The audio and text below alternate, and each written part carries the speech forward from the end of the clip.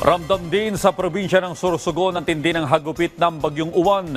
Nagpadala naman ng dagdag na food packs ang DSWD Bicol sa iba't ibang lugar sa rehiyon matapos ang pananalasa ng bagyo.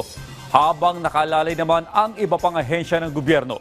May detalye si Darrell Buena ng PTV Legazpi.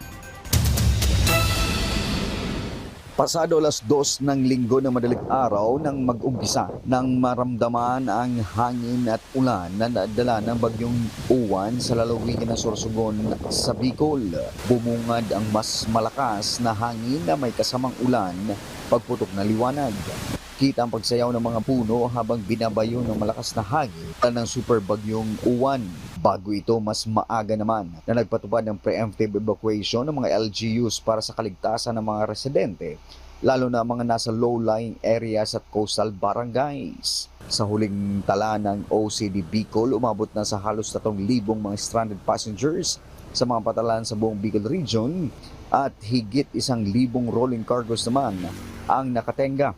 Bumalik na din alas 5 ng hapon kahapon ang biyahe ng mga ro-ro vessels sa buong lalawigan ng Sorsogon matapos na magpalabas ng Sea Travel Advisory ang Philippine Coast Guard Sorsogon na lifted na ang naging pagsuspindi sa biyahe ng mga barko sa mga pantalan sa Bicol na naapektuhan naman ng bagyong Uwan.